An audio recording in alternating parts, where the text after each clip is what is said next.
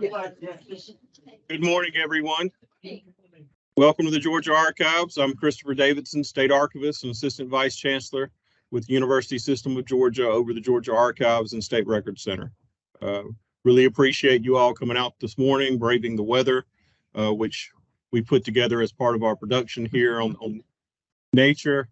It also goes along with our exhibit, which is down below us, open this morning.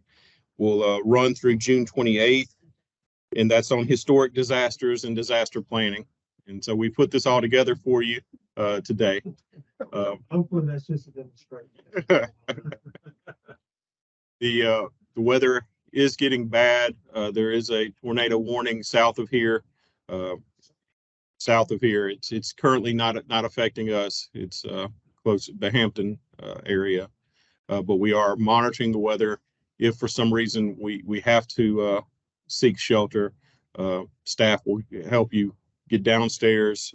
We'll go into a hallway near our vault and until it passes. But right now everything's okay. A few other housekeeping announcements. The beverages and snacks are available out the back through that door to the right or these doors to the left. The restrooms are out the back door to the left on your left. We ask that you please silence or turn off your cell phones during the presentation. After each session, we will have a brief break with refreshments sponsored by the Friends of Georgia Archives and History. We appreciate FOGA's sponsoring our events and providing the refreshments. And if you have interest about joining FOGA, there are brochures on the table with the refreshments. We have a very full slate of presentations and ask that you grab a snack or beverage and return to your seat so we can remain on schedule and not rob any of our presenters of their time. And FOGA is also sponsoring our lunch break from 12:10 to 1 down in the lobby. We'll have pizza from Pizza Hut. As part of the University System of Georgia's mission, the Georgia Archives mandate is to disperse knowledge of the state's history, encourage the study of Georgia history, and stimulate historical research. We strive to provide education and outreach programs like this symposium and provide access to Georgia's historical documents. Thank you to Amanda, John, and Hendry for their hard work. And I'll point out Amanda will be in and out. This is John, and this is Hendry. Also, thank you all for attending. I hope you enjoyed this event and find time in the future to visit the Georgia Archives and research with us. And thank you to each of our presenters. We have a wide variety of accomplished presenters for this year's symposium. These include sessions discussing Georgia's history of conservation efforts throughout the years, various environmental changes in the landscape, and the animal life of Georgia, and the developments that stimulated the economic growth of Georgia, such as the marble industry, park system, and Blue Ridge Parkway. Each presenter's bio is printed in the program. We will read an abbreviated version at the beginning of each session. At the end of each panel, we will have time for a brief question and answer session. We ask that you hold your questions until the end of each session. As a reminder, this and many of our other programs will be available on the Georgia Archives YouTube channel at a later date.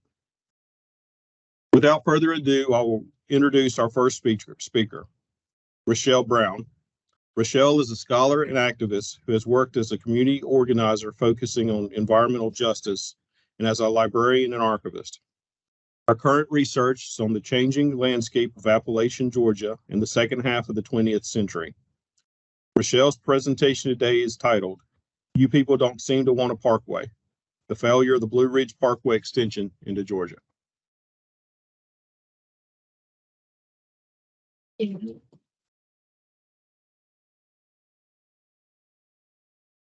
Thanks, everybody, and thank you to the Georgia Archives staff. This has been a great place to research, and I also found this topic here. So let me get everything just right. All right. Oops.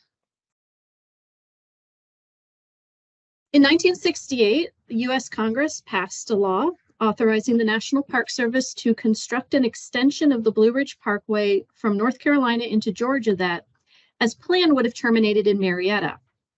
Within a decade, in the face of vocal and mounting opposition from both officials and members of the public in Georgia. The agency ceased work on the project. It was a casualty of spectacularly poor timing for a project of its kind. Approval of the extension came in the middle of a substantial shift in beliefs about human interaction with nature in the United States that spelled the end of an era of large-scale public works projects on federal land. The Park Service's inability to respond to new demands for specialized information and substantive consultation created a combination of opposition and delays that outlasted the previous enthusiasm for the project. The original Blue Ridge Parkway was the outgrowth of longstanding efforts by businessmen and regional boosters, especially in North Carolina, to encourage tourism in the mountains by establishing national parks and building roads. They succeeded in gaining the establishment of Shenandoah and Great Smoky Mountains National Parks in 1926. After an earlier project to connect them with a road stalled out in the opening years of the Depression, the concept gained new life with the availability of money from the Public Works Administration, PWA, a New Deal work relief program created in 1933. Its supporters joined with members of Congress and the governors of Virginia, North Carolina, and Tennessee to lobby for approval of the connecting road. The head of the PWA, Secretary of the Interior Harold Ickes, insisted that the governments of the states through which the Parkway passed obtain its right-of-way and donate the land to the federal government. Parkway advocates agreed, and Ickes approved the project in November 1933. Asheville area boosters managed to get plans for a Tennessee section dropped so that their city would be the sole southern gateway. In later years, the project's supporters encouraged the notion that its chief motive had been economic relief for poor mountaineers. However, as Ann Mitchell-Wisnant, foremost historian of the Parkway, notes, in these early discussions, this potential purpose went unmentioned, and her work calls the narrative of eventual widespread benefits for local communities into question. The chief design consideration of the Blue Ridge Parkway was the enjoyment of scenery by people in passenger cars. This meant that engineers placed the route to maximize expansive vistas, but also that strict rules governed the appearance of the Parkway's immediate surroundings. Park Service planners aimed to create an environment that suggested a combination of pristine nature and pastoral settings in the vicinity of the Parkway. Thus, the design prohibited both direct private access and frontage rights for adjacent landowners to prevent threats to safety and from commercial enterprises that would detract from the character planners pursued. However, they entered into restricted leases with farmers along sections of the road, regarding agriculture as a means to create picturesque scenes of mountain life. The Parkway required an enormous right-of-way compared to other roads, one of about 1,000 feet in width, with variations as the route required. By contrast, the required right-of-way for an interstate highway in design year 1975 was generally 150 to 300 feet wide. To provide services and additional recreational opportunities along the 469-mile route, planners included large recreational areas at extended intervals with lodging, food, camping, and other activities as practical. Parkway approved concessionaires operated the commercial facilities. The approach was an indisputable success with visitors. Since 1946, the Parkway has been the most visited unit in the national park system every year but 4. Thus, the idea for an extension to it seemed a natural progression for many observers. The Park Service completed a field survey for one in 1933, but there was no immediate result. The first post-World War II decade was a particularly difficult time for the National Park Service. After receiving several years of steady funding, as well as labor from civilian Conservation Corps workers during the Depression, the Park Service had exited the Depression with a vastly expanded network of infrastructure and facilities, including roads, campgrounds, and buildings of all kinds. However, it had ceased to be a spending priority during World War II and remained deprived of funding for several years afterward by a Congress wary of domestic spending after the accumulation of a vast war debt. Although each year since the end of World War II had brought record-breaking visitation to Park Service sites, staffing remained meager and maintenance was neglected. Individual funding requests were easy prey for congressional budget trimming. One park advocate declared that with its miserly appropriations, Congress was requiring the Park Service to operate a big plant on a hot dog stand budget. Circumstances began to change when Park Service Director Conrad Worth devised Mission 66 in the mid-1950s, a massive 10-year program to revitalize the National Park Service, due to be completed by the 50th anniversary of its founding in 1916. Worth presented the program as a unified package with something to benefit multiple congressional districts throughout the country. It ultimately resulted in hundreds of new or refurbished buildings, campgrounds, and trail miles. Appropriately, given the fact that Worth formally announced the program at a banquet sponsored in part by the American Automobile Association, it also produced thousands of miles of new or repaired roads. Thus, in 1961, the outlook for national parks was much different than it had been at previous moments of discussion about an extension. Abundant resources, especially for road building, indicated that parks were a national priority. Despite this, the renewed push for an extension in 1961 does not seem to have originated with the Park Service itself. Instead, it was U.S. congressmen from mountain districts in North Carolina and Georgia who made the first moves. In particular, Representative Roy A. Taylor of Western North Carolina, first elected to Congress in 1960, emerged as a champion. He would immediately prove himself a passionate supporter of conservation of public lands, rising to chair of the House Subcommittee on National Parks and Recreation in 1967. He believed that the twin keys to the economic development of Western North Carolina were tourism and roads. His thinking thus resembled that of the regional boosters, who had originally served as the most enthusiastic proponents of the Blue Ridge Parkway idea. In March 1961, Representative Taylor introduced a bill to appropriate $35,000 for the National Park Service to survey a route for the extension of the Parkway from Beach Gap in North Carolina towards Atlanta, and to submit a report to Congress on estimated costs and the overall feasibility and desirability of the project. The bill sped through the legislative process and was signed into law by President John F. Kennedy on August 10th. The Secretaries of the Interior and Commerce sent the report, a joint study by the Park Service and the Bureau of Public Roads, to Congress and the President in June 1963. The report found that an extension of the Parkway from Beach Gap to a point north of Marietta was both feasible and desirable, fully in keeping with the National Park Service definition of the National Parkway as an elongated park embracing scenic, recreational, or historic features of national significance. It proposed a 190-mile route, 43 miles in North Carolina and 147 in Georgia, with roughly half the mileage crossing land already owned by the U.S. Forest Service. It stated that study had been made of several alternate locations at lower elevations between Dillard and Mount Oglethorpe. The report judged these inferior and not having the National Parkway caliber of the recommended route. The question of what constituted sufficient qualities for a national parkway was to become a controversial one. The report called for a roadway 22 feet wide with widening on curves, a 45-mile-per-hour speed limit, and a maximum grade of 7%.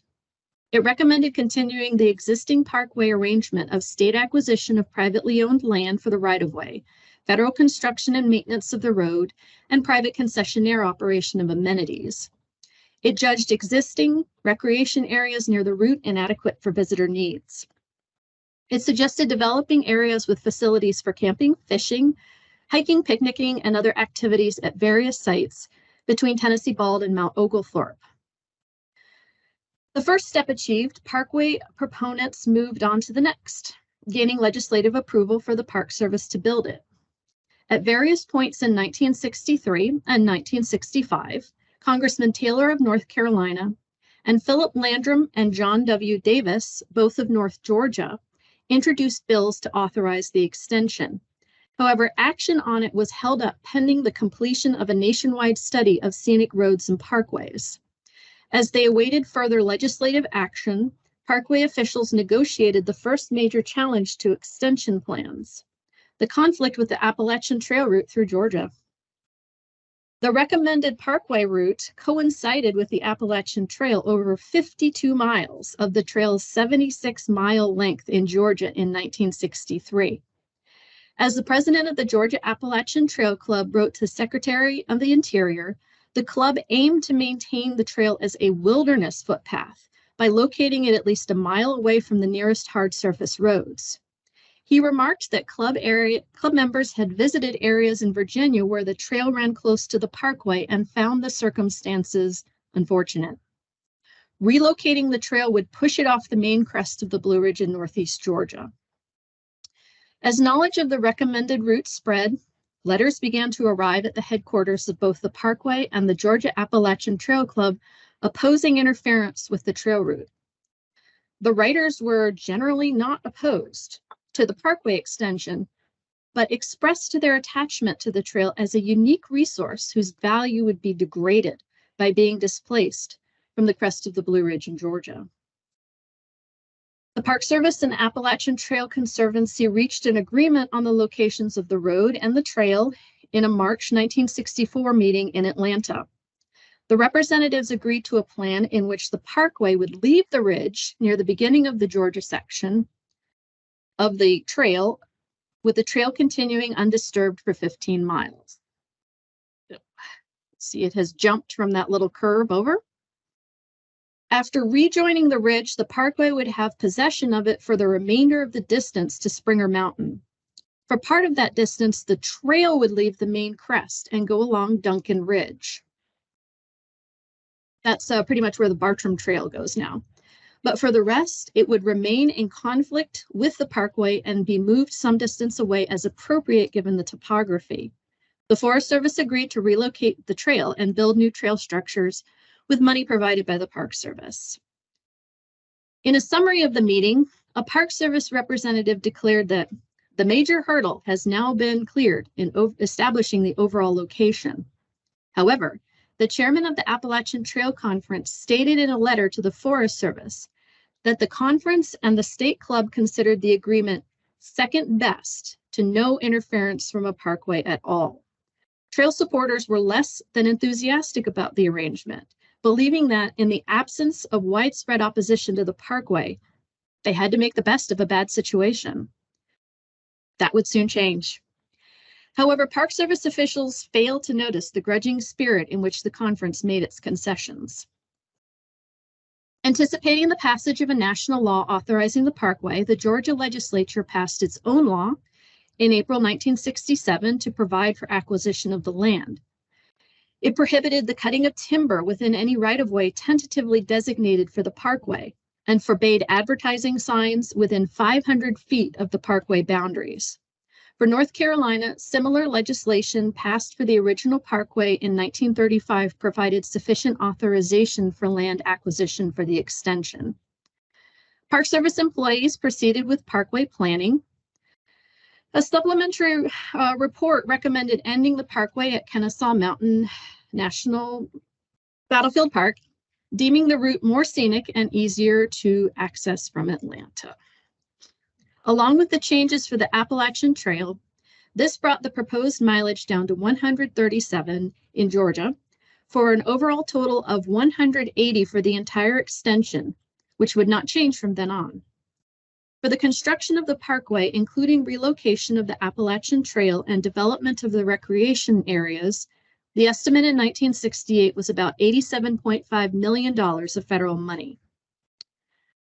Planners envisioned 3 recreational areas, each between 5,000 and 7,000 acres. They would have campgrounds with 150 to 200 sites for tents and trailers. Each would have concessions with dining, gas, groceries, and in 2 cases, motor lodges. In Panthertown Valley, at mile 15 of the extension in Jackson County, North Carolina, the Park Service planned a development that would include a 500-acre lake to be created by damming Panthertown Creek, a tributary of the Tuckasegee River. At the time, the land was in private ownership. At winding Stair Gap in Lumpkin County, Georgia, the Park Service planned a recreation area to be managed jointly with the Forest Service, which owned the land. The final area on the way to Atlanta was to be near Mount Oglethorpe at mile 145 in Pickens County, Georgia. Like Panthertown, this land was in private ownership. In the summer of 1967, Representative Taylor once again introduced legislation authorizing the extension, and this time it was successful. On October 9th, 1968, President Lyndon Johnson signed it into law. Public Law 90-555 authorized the Secretary of the Interior to accept donations of land in North Carolina and Georgia for the Parkway and to provide for its construction, public use, and administration. The law called for the realization of the recommendations of the 1963 report and the Appalachian Trail Agreement. It authorized the use of regular Park Service appropriations to pay for the project. By this time, the Parkway had a new superintendent who would remain for most of the extension effort. Granville Lyles had begun working on the Parkway as a civilian Conservation Corps worker, continued as a foreman, and eventually became a park ranger there. After a steady rise in the Park Service that led to the superintendencies of 2 western parks, he returned to the Parkway as superintendent.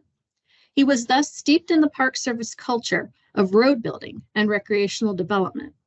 He was a capable public servant who was devoted to the Park Service mission as he and other leaders understood it at the time, and he was frequently bewildered by the public opposition to the extension.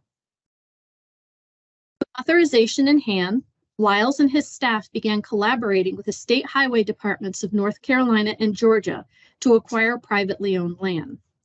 The procedure was for the Park Service to present a map of the selected right-of-way to the states, which would proceed with acquisition of the land according to applicable laws.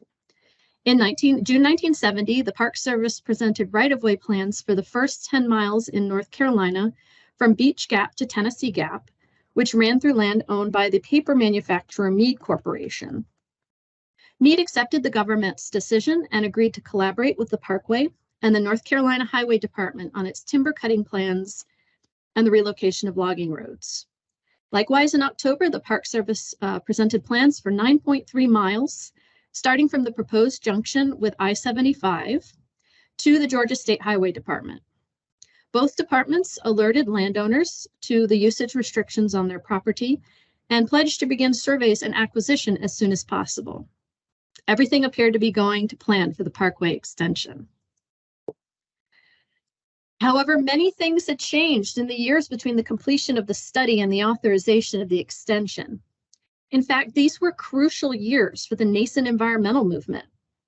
Although most of the legislation that still guides environmental regulation today was passed during the Nixon administration, debates held and laws enacted during the Johnson administration marked a signal shift in governance.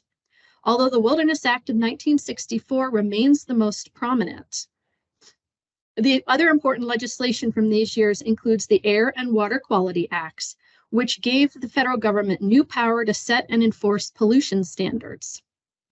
The Clean Air and Water Acts would build upon this new foundation. There was an increasing sense among lawmakers and the public that human activity was producing irreparable consequences for the land, air, and water of the United States, and that a collective response was necessary.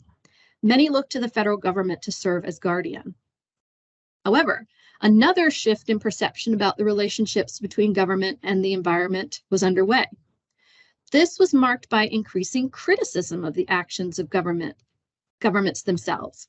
Since the Progressive era, governance had been based on the idea that agencies had, and more importantly, made maximum use of the knowledge and expertise that would effectively balance competing interests and produce the best outcome for all.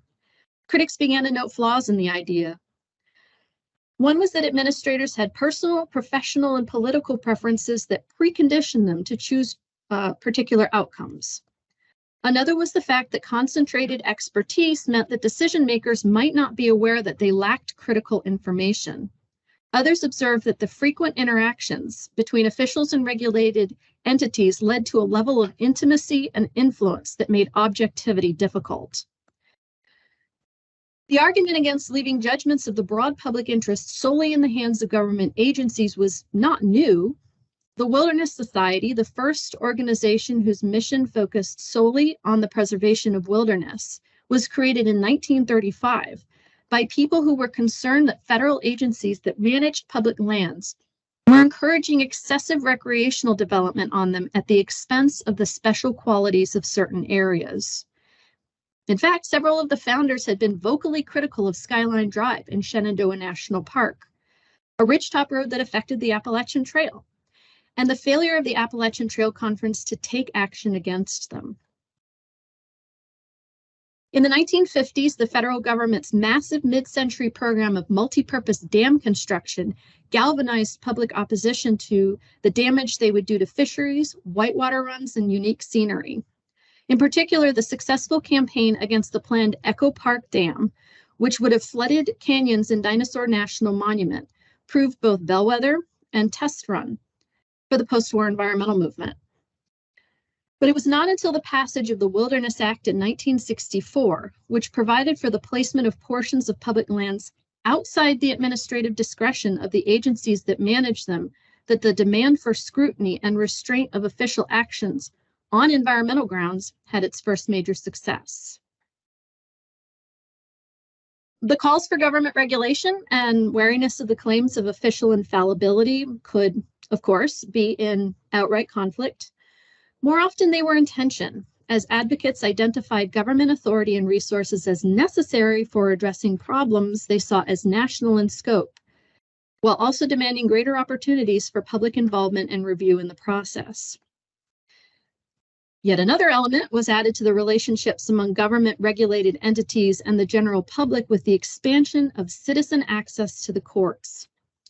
In the 1960s, activists gained powerful new tools for intervening in government decision-making as the judiciary showed an increased willingness to grant members of the public standing to file lawsuits that challenged agency discretion on the grounds of broad public interest.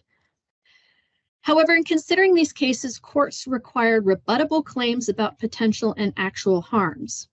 Major decisions turned on the ability to make precise measurements of different elements of environmental quality and make defensible generalizations about them, creating new fields of knowledge and practice.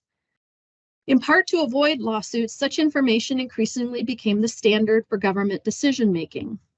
In the case of the Blue Ridge Parkway extension, the Park Service's longstanding neglect of scientific research rendered it unable to provide information about the potential harms of the project and whether the benefits would outweigh them. Together, all these shifts would culminate in the environmental movement. It was marked by both mass grassroots participation and the sense that threats in particular places were manifestations of a national crisis, one with potential repercussions for the survival of humanity. Individual decisions took on new urgency, as each might accelerate or prevent further damage. As in the rest of the nation, new organizations emerged in Georgia. Among these, the Georgia Conservancy, organized in 1967, was to prove one of the most influential. The National Nature Conservancy assisted with its founding, and the Georgia Conservancy initially focused on preservation of places judged to have exceptional ecological value. However, in 1970, its trustees agreed to broaden its mission from preservation of natural areas to engagement with all factors that affected Georgia's environment. With a leadership drawn largely from Atlanta area business and professional circles, the group generally preferred an approach based on negotiation and persuasion. However, it did not shy away from using public pressure.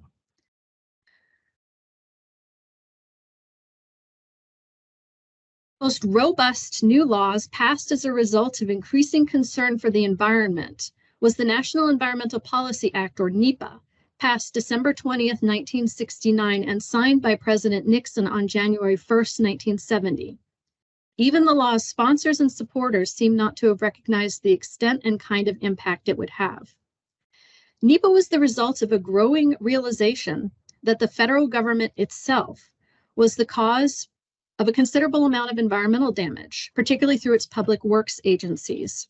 In many cases, individual agencies pursuing their own missions worked at direct cross purposes with each other. One spectacular example was provided by the Florida Everglades. While the Interior Department had been attempting to purchase more land to conserve this critical habitat, The U.S. Army Corps of Engineers was working on plans to drain large areas near the park with a system of dikes and canals, then sell the recovered land for housing development and sugar and cotton farming. In response, NEPA gave all federal agencies a mandate to consider environmental consequences in their decision-making. The primary mechanism was the requirement that before any major federal action significantly affecting the quality of the human environment, the responsible federal agency must prepare an environmental impact statement, or EIS, a detailed report of potential environmental effects as well as alternatives that could lessen them, including eventually the no action alternative. The EIS provision received almost no attention during the lawmaking process, and thus its potential scope and lack of specificity went unremarked. However, this breadth and imprecision gave considerable latitude to judicial interpretation, and activists used their new access to the courts to force the creation of a substantial body of law around NEPA. What emerged was the creation of an affirmative responsibility for agencies to seek out, consider, and expose for public review all relevant information early in the decision-making process. The requirements are procedural, not substantive. An agency is not required to choose the least damaging alternative, but it provided many more avenues for challenging them, as well as exposing the mechanisms of agency decision-making to public view. With this, as environmental lawyer Richard J. Lazarus has noted, the federal executive branch is simultaneously the regulator and the regulated, especially agencies like the Park Service. None were prepared for the level and kind of scrutiny that would result, and struggled to reconcile the new demands for transparency and public involvement with accomplishment of their missions. The National Park Service was no exception. Since its founding in 1916, its chief priorities had been protecting and enhancing scenery and providing the public with recreational access to public lands. The landscape architects who focused on presenting attractive vistas and the engineers who built the roads that led visitors to them were the most influential professionals in the agency, and a majority of its leadership was drawn from their ranks.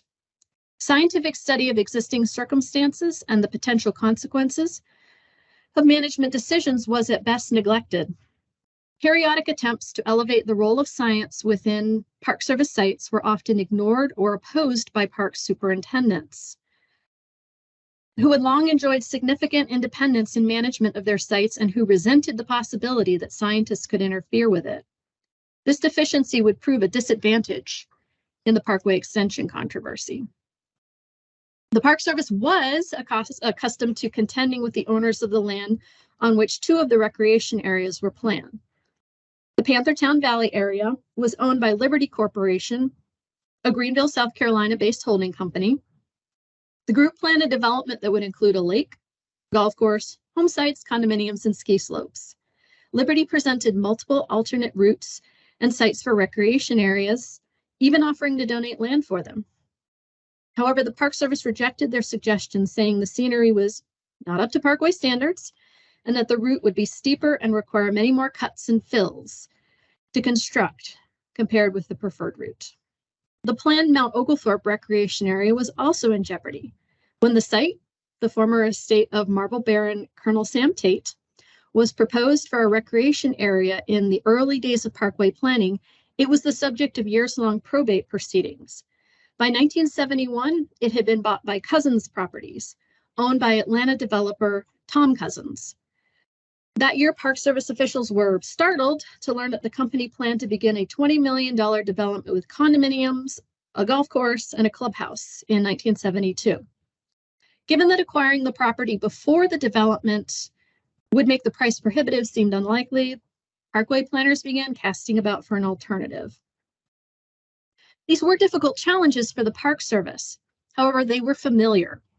The agency had experience with landowner resistance, although in some cases they were required to comply with the demands of the more powerful landowners along the original route. They were not faced with the widespread citizen opposition to the very concept of a ridgetop parkway that was gaining momentum as extension planning progressed.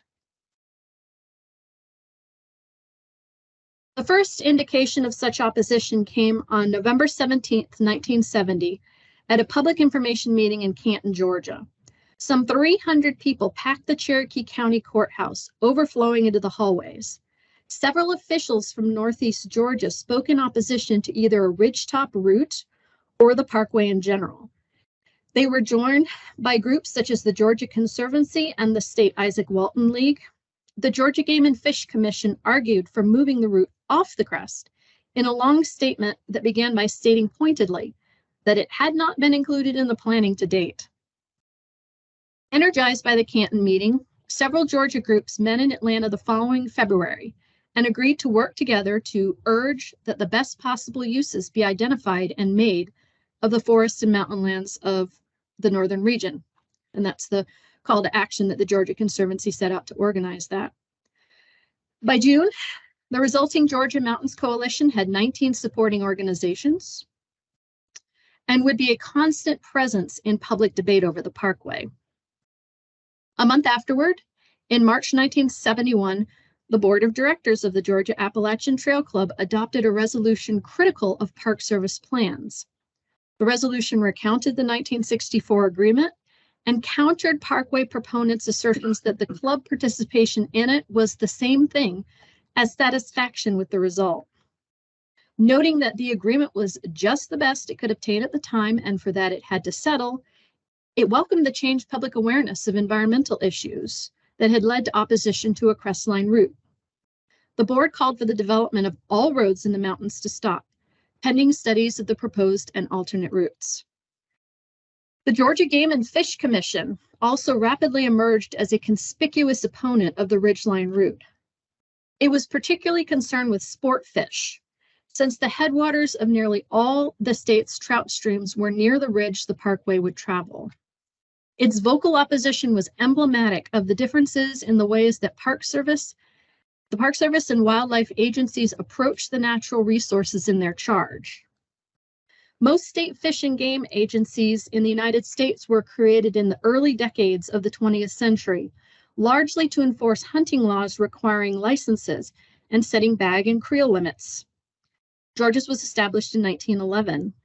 However, they soon expanded into the management of wildlife itself to ensure that hunters and anglers had a ready supply. This began with stocking fish and eliminating predators believed to compete with hunters for game. These practices would reveal themselves in many cases to be destructive in their own ways. However, concerned as they had to be with the entire life cycle of sport fish and game, wildlife managers eventually came to understand the importance of factors such as habitat and water quality for the survival and reproduction of the fauna in their charge. They developed a view of nature that went far beyond the aesthetic qualities of the windshield view that automobile tourism frequently fostered. In the case of the Georgia Game and Fish Commission, this led to an increased willingness to comment publicly on projects that could damage wildlife populations. By the late 1960s, this extended to vocal criticism of other agencies. In one instance, a commission representative attacked the Federal Soil Conservation Service at a public hearing on the agency's plan to dredge or channelize 85 miles of the Alcovy River, a tributary of the Ocmulgee. The Game and Fish Commission would add its name to the list of supporters of the Georgia Mountains Coalition and maintained close contact with its representatives.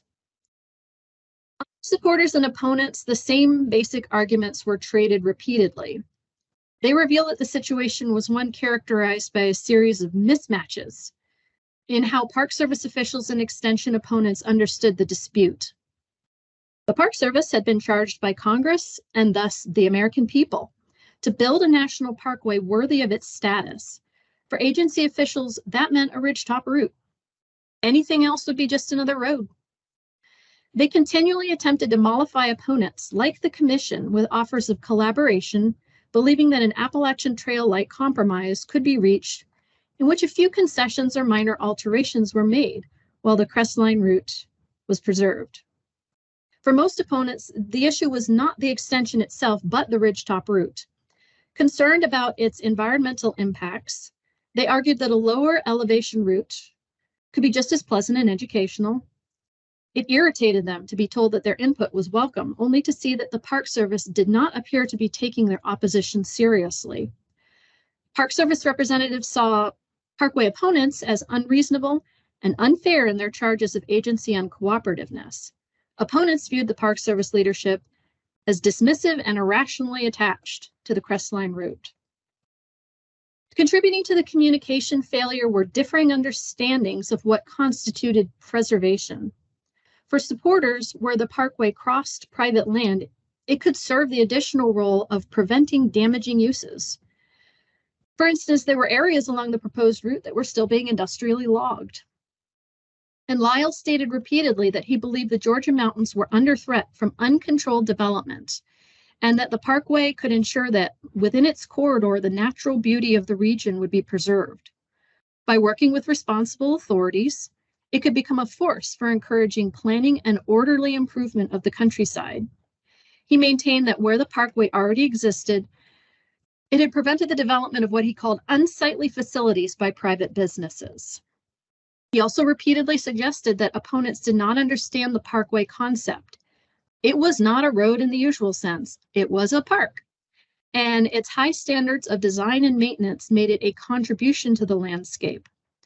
Opponents frequently conceded that development, especially of second home and retirement communities, did seem to be proceeding in a detrimental manner. But they argued that another road, Parkway or not, was not the answer.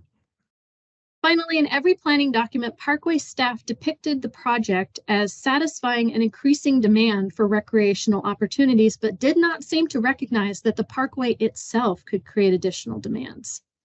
Even with limited access, it was a direct link between the Atlanta outskirts and the mountains, and might thus serve to accelerate the growth of the metro area toward them. These fundamental differences in perception meant that the Park Service and extension opponents would never find common ground. Instead, the question came down to which side would have the power to impose its vision for the Georgia mountains. The Park Service had the existing mandate from Congress, which placed the considerable resources of the federal bureaucracy at its disposal. Opponents had the advantage of association with the environmental issues that had exploded into public consciousness and the new tactics available to them as a result.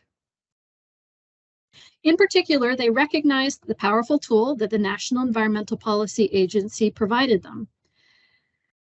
They demanded specific detailed information on the potential effects of the project, as well as serious consideration of lower elevation alternatives in the environmental impact statement.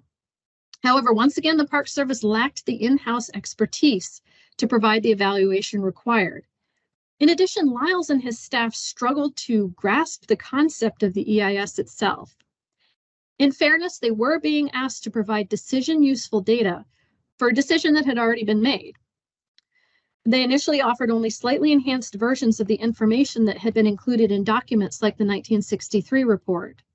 What they failed to realize was that standards for decision-making had changed and were continuing to do so as court rulings began to come down that placed increasing obligations for NEPA compliance on federal agencies. While the EIS process would provide several points for opponents to argue against the Parkway as recommended, it also had a more immediate effect. In February 1971, the director of another federal agency pointed out to the director of the Park Service that under the NEPA guidelines, no administrative action subject to the law could be taken before a draft or environmental impact statement had been completed and made public. This included State Highway Department's land acquisition for the right-of-way. North Carolina and Georgia had to halt the acquisition process before a single acre was obtained. Thus, the pressure was on to produce an EIS as soon as possible. Parkway officials submitted a series of drafts to the regional director of the Park Service for approval. These drafts provided extended description of the Parkway concept and plans, as well as general description of terrain, soils, and climate, along with lists of wildlife and tree species, but provided no information on how they would be affected by the construction of a road or use by millions of visitors. They did list the waterways the route would cross and acknowledged that they could be damaged by siltation, but stated that care would be taken to minimize the damage and that it would not be permanent. After circulating these early drafts among other federal agencies, the director of the Park Service's Southeast region recognized that their shortcomings opened the agency to considerable criticism. In June 1971, he instructed Parkway staff to try again. Recognizing, as Lyles did not seem to, the dramatic alteration in public attitudes and expectations, he wrote that, astounding as it might be to us, the present situation of national concern about environmental matters, it is by no means certain that the Blue Ridge Parkway extension ever will be constructed, but that the Park Service still had a duty to prepare an obviously unbiased and thorough environmental impact statement. As they prepared to make another attempt in 1972, Parkway officials had access to 2 assessments of potential impacts on wildlife whose differences illustrate the divergence between the methods long used by the Park Service and the kind of specific and measurable information that EISs were created to elicit. One was an evaluation they requested from a retired forester. Basing his conclusions mainly on conversations with state and federal wildlife management professionals in Virginia and North Carolina, and his own field inspections, he declared that what he termed conclusive evidence revealed that not only had the Parkway not affected wildlife, including fish, negatively, but that it had had desirable effects on their populations. However, because no research was done on pre-existing populations before the earlier sections were built, the only basis for conclusion were his own and other professionals' impressions of conditions as they existed in the 1970s. His approach was characteristic of an earlier age of natural resource management, one in which subjective impressions of the abundance of desirable species were considered adequate evidence for decision-making.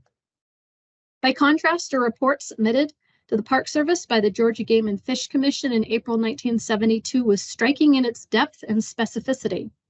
The Commission's long experience of studying wildlife and its habitat in the region through which the Parkway would pass had yielded extensive knowledge of its environment and the impacts of human activity. For instance, the Commission pointed out the locations of rare flora in the area of planned Parkway construction, many species of which had narrow ecological requirements that were found at or near summits that a ridgetop route would cross. It could also draw on its experience dealing with the effects of the Richard B. Russell Scenic Highway project. Dedicated in 1967 and running 14 miles from Smithville Woods State Park to the vicinity of Vogel State Park, it was another road built with federal money, in this case, the Federal Lands Highway Fund. The Commission's studies found a major decline in fish population in Dukes Creek 3 years after the highway's completion, and the agency predicted that they would never recover fully. The Commission also observed that roadways generally continue to affect their surroundings long after construction, as gas, oil, asphalt, and tire particles and particulate matter from vehicle emissions are washed in water heated by the road surface into ditches and culverts that let out into streams. Thermal pollution in trout streams, it noted, was illegal in Georgia. And Commission staff also took a look at existing Parkway and noted that it did not seem like the scars had all healed, like the Parkway said they would.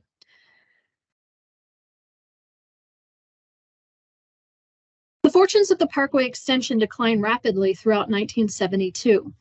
On May 25th, Lyles accepted an invitation to attend a public meeting organized by Rabun County residents. In a scene reminiscent of the Canton meeting, some 300 people again packed the county courthouse in Clayton. The organizers planned a program in which only Lyles and the chair of the Rabun County Commission spoke in favor of the Parkway. Speaking against it were the Georgia Mountains Coalition, the local district of the Georgia Federation of Women's Clubs, related groups, and several Rabun County residents. They presented the environmental arguments against the recommended route and added the additional local concern of the loss of taxable land in a county in which a majority of the land was already owned by non-taxable entities. The meeting was raucous, with boos and laughter for the pro-Parkway speakers and applause and cheers for the anti-Parkway speakers. Near the end of the meeting, Granville Lyles, seemingly mystified by the response, remarked that, "You people don't seem to want a Parkway." In the aftermath of the meeting, an editorial in the Clayton Tribune argued that more information was needed before passing judgment on the Parkway. It suggested tartly that more concern was being showed to wildlife, plants, and affluent people who like to spend their summers in the mountains than the needs of locals who might realize economic benefits from the Parkway. However, several letters to the editor opposing the Parkway appeared in the paper in the following weeks. One writer noted his family's deep roots in Northeast Georgia and wrote stirringly of the springs, stream sources, and nature's intricate stitching of roots, plants, and leaf beds. At the same time, the Georgia Game and Fish Commission was working to publicize its opposition to a ridgeline route. It did not have the power to halt the extension by itself, but embarked on a campaign to increase public pressure against it. It published a long piece on the potential harms of the Parkway in the July issue of Outdoors in Georgia, its full-color monthly magazine.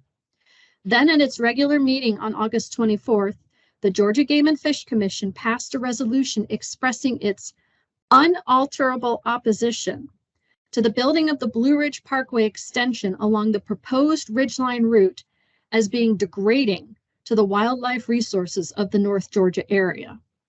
Clearly, the commission had lost faith in the merits of cooperation.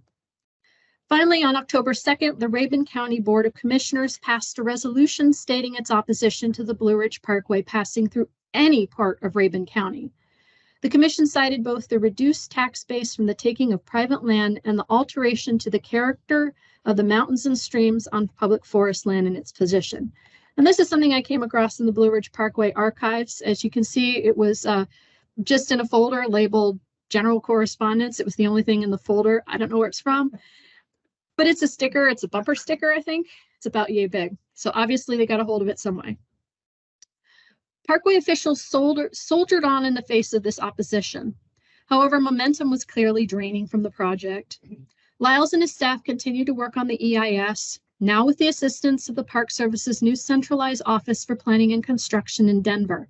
However, as late as 1974, an agency review found pages worth of deficiencies in the Parkway's analysis of the project, commenting, as opponents had, that justification for the recommended route was being offered under the guise of consideration of environmental impacts. The National Park Service Advisory Committee for the Southeast region passed a resolution in June 1975 recommending that, given the ongoing opposition in Georgia, work on the EIS be confined to the North Carolina portion of the route. In light of the lack of progress, in early 1976, the new Parkway Superintendent, Joe Brown, recommended to the two state highway departments that they lift the timber cutting restrictions imposed on private landowners when the right-of-way was identified. Work on the EIS ceased around that time. Representative Taylor retired from Congress in 1977. Within a few years of the purchase of the property, Cousins Properties rapidly developed the Big Canoe gated community on the site of the proposed Mount Oglethorpe recreation area. Today, it has approximately 2,700 homes and several resort amenities. You could see the network of residential streets on the slopes. Forest Service did not build a recreational area at Winding Stair Gap in Georgia, and this is what it looks like now, probably pretty much how it looked in the 60s and 70s, more mature tree cover. In early 1988, to the outrage of environmentalists who had been attempting to gain government ownership of it, Liberty Corporation sold the Panthertown property to Duke Energy, which built a high voltage power line across it. However, needing only 800 acres, Duke sold the remaining 5,500 acres to the Nature Conservancy in 1989, which immediately sold it to the Forest Service, which manages it now as a backcountry recreation area. This is not the entire tract, but it is the part that would have had the recreation area, particularly kind of in that depression right in the middle. You can see the power line easement and also how residential development has come right up to the property line. Although I found no evidence that Congress passed legislation deauthorizing the Parkway extension, given the fact that opposition to road building on public lands has only intensified and land prices along the route have increased significantly, it seems highly unlikely that it will ever be built. It is impossible to say exactly how the Blue Ridge Parkway extension would have changed North Georgia had it been built, but it is also difficult to imagine that it would not have had impacts on land use that went far beyond what the Park Service predicted, especially given the explosive automobile-dependent growth of Atlanta in the years following the project's collapse. The effort to build a Blue Ridge Parkway extension had the misfortune to land in the middle of an intense few years of change that made such projects seem obsolete. Over time, federal agencies have developed procedures that drastically reduce the chances of the kind of unpleasant surprises the Park Service encountered in the course of the Parkway extension efforts. Soon after the Parkway controversy, environmental movement faced a backlash from constituencies that would lose economic advantages in the short term from strict environmental regulation. Environmental issues entered the realm of partisan politics. However, the years of the rise and fall of the extension project were dynamic and unpredictable, when champions of environmental protection could emerge in what now seem surprising places. It was a time in which a Georgia state official in the executive office of the governor could respond to an invocation of the history of Parkway extension plans with the scathing remark that many of us are confronted daily with the need to correct the mistakes of our predecessors in the history of this country. We are very aware of the exactions of citizens throughout this nation to halt needless assaults on the environment. We will respond to the audible voices of the present rather than the now faint utterances of the past. Thank you.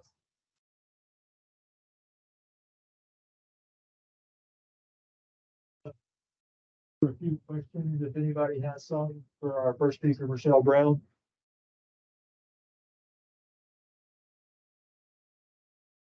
Anybody want to throw one out there? It won't hurt my feelings if you don't. It was a lot to take in.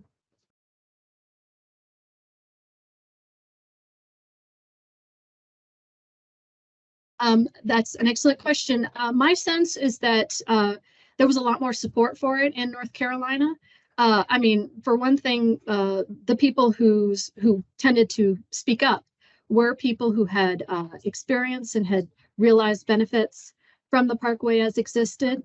And also, this was pointed out repeatedly, there's a lot more mountains in North Carolina than there is in Georgia. Mountains take up about 3% of the land area in North Georgia and way much more in North Carolina. So I think the combination of those two at least made the people in the area through which it would pass not vocally opposed to it. And there were a lot of statements of support from Rotary clubs and whatnot.